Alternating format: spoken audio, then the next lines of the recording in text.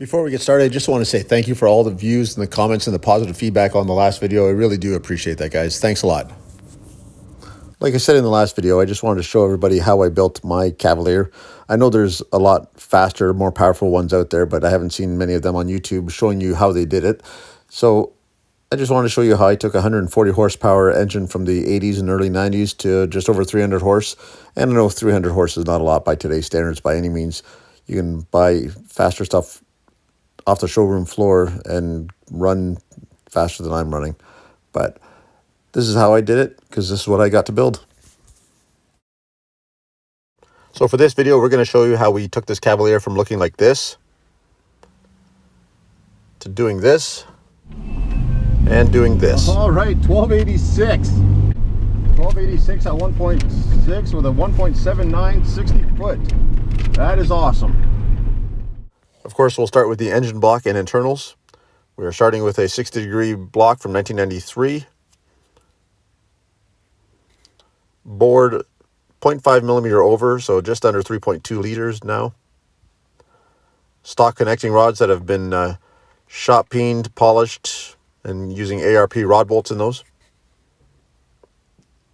According to the Chevrolet Power Service Manual, these connecting rods are strong enough to hold up to 7,000 RPM, which I accidentally did one time, and I even added on a data log to show you.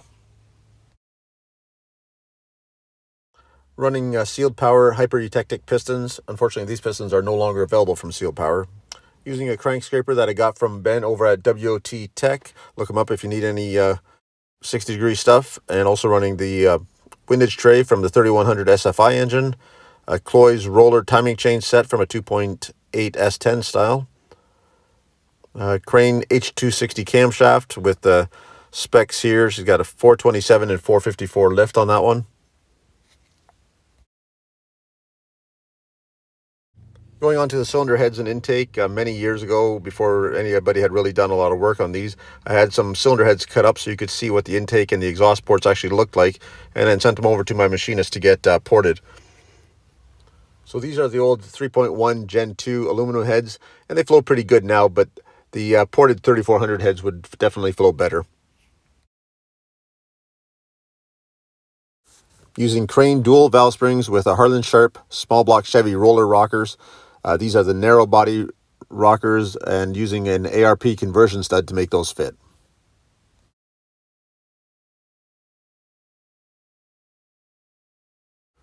Using an LT 148mm twin throttle body on top of my custom intake manifold built by me and my brother Dan. I'll probably do a whole video just on the intake manifold and the theory and design and thoughts that went into that later on down the road.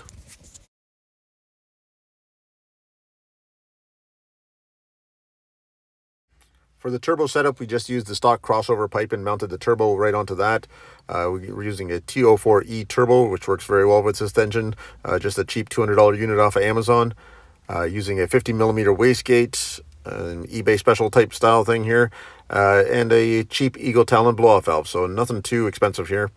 Running a 2.5-inch intercooler on the front mount, and a 3-inch mandrel bent MagnaFlow exhaust, including catalytic converter and muffler, all the way down.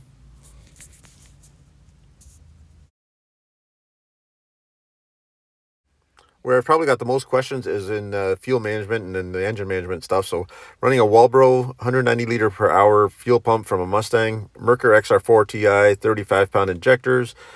Got the stock ignition system with MagnaCore spark plug wires, and running TR6 spark plugs, which are 2 steps colder than the stock TR4s.